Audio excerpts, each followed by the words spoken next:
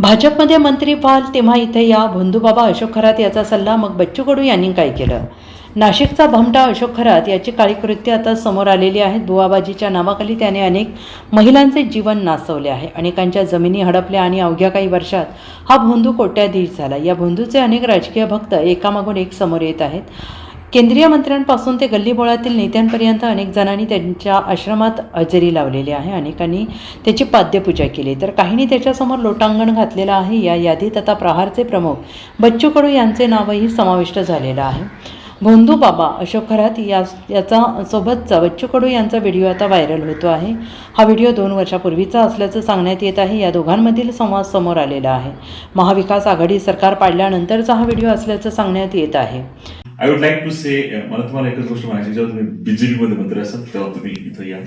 शहाणेश्वरला साकडं जात होते. Bureau report, SBN Marathi, Nashik.